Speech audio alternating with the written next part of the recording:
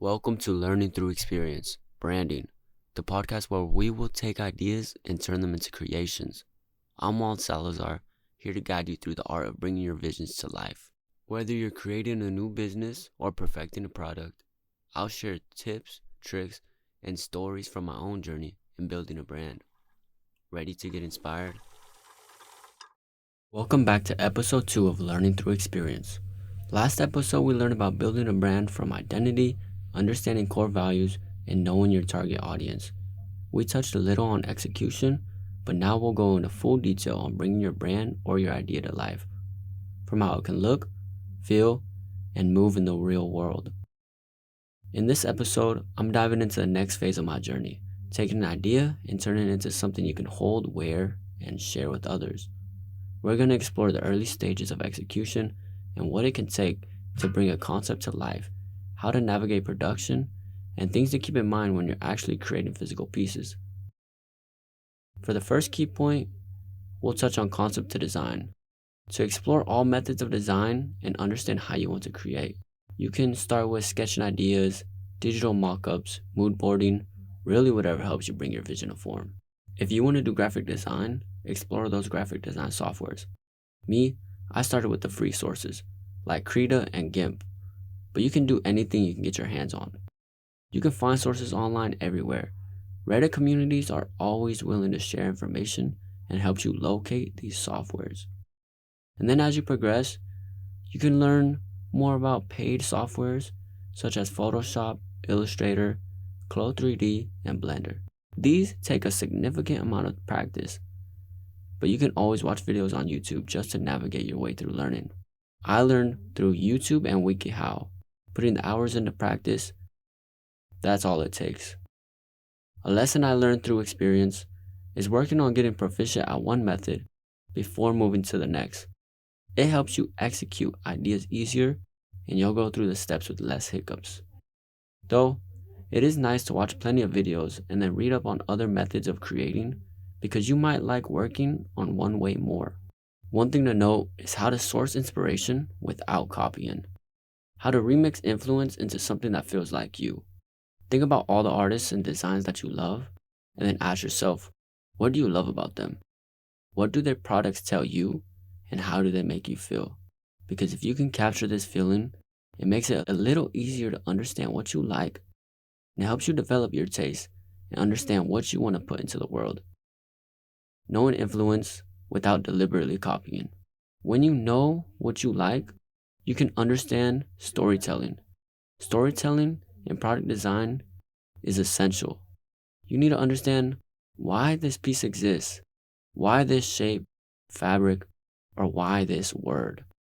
Everything needs a purpose in the world of fashion. That's what I think. To learn more, it is good to watch videos, documentaries about other designers, maybe the designers you know, well-known, well-established designers, and you can learn a lot about what's already been done.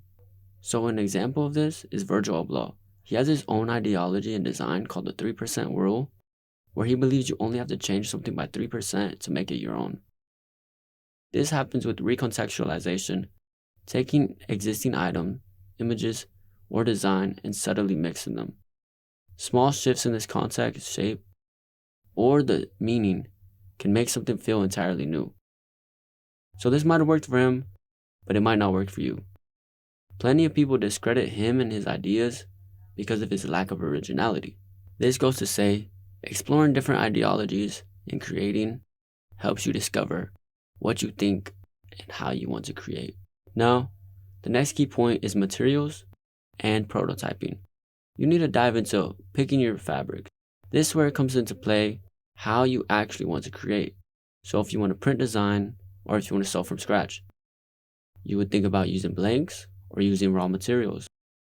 It's important to look into where you will buy these materials and do research on what the best materials are for you to use to execute the idea you have in mind.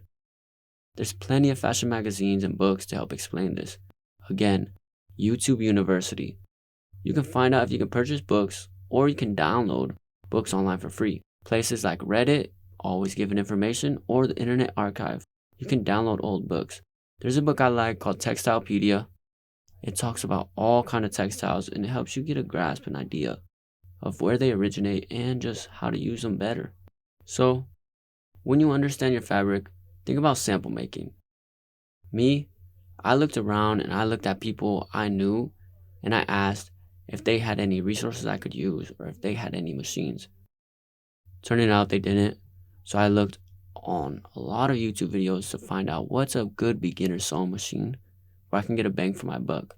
The way I started, I learned best by looking at the clothes that I had. I turned them inside out, looked at their seams, the way they're constructed, and then I cut them up on the seams, tried reconstructing them, or just try to repurpose them. By that, I learned how garments are made, constructed, and just how they go together. You will ultimately learn from your errors in the early stages when you are first starting your samples. Humility is a part of the process. You'll go through these hiccups, but that's how you reach the next level. Now, get into the production path. There's different type of production paths, such as doing it yourself or partnering with the manufacturer. Local versus overseas. Made to order versus bulk drops. Me, I chose the do-it-yourself method because I wanted to be hands-on. Also, I just didn't have the capital to do anything more. When I started digital design, I worked with press printing, where I would use my iron, I would use vinyl, and I would use transfer sheet paper. First, I used the shirts that I had and I'd print on them. But then when I started getting an idea about, this might be good, that's when I went to Walmart and I started buying those t-shirts for more practice. Then, through practice, you might think about scaling up, thinking about buying blanks online. Spots like T-Shirt Max will help you resource those materials. So if you want to source outside of yourself, sometimes manufacturers and locating them can be hard to handle and deal with. When I got to the point of wanting to create something more intricate, I started by looking online for local print and sewing companies that could help me with these bulk orders. I would communicate and reach out to as many people as I could. I found manufacturers outside of the state by messaging as many designers as I could and just asking them where do they get their stuff made. By messaging accounts with low followers, I found that they had the best response rate. Though not everyone is open to just sharing information with you. So, I paid one designer for a course that he would explain how he made stuff from start to finish with the manufacturer, dealing with manufacturers, and giving one of his manufacturers information up, really. You can also look on Import Yeti, a website where you can search up brands that you know and see where they get their things imported, who makes their stuff, and then just reach out to them and try to make a connection. It's all a process of trial and error.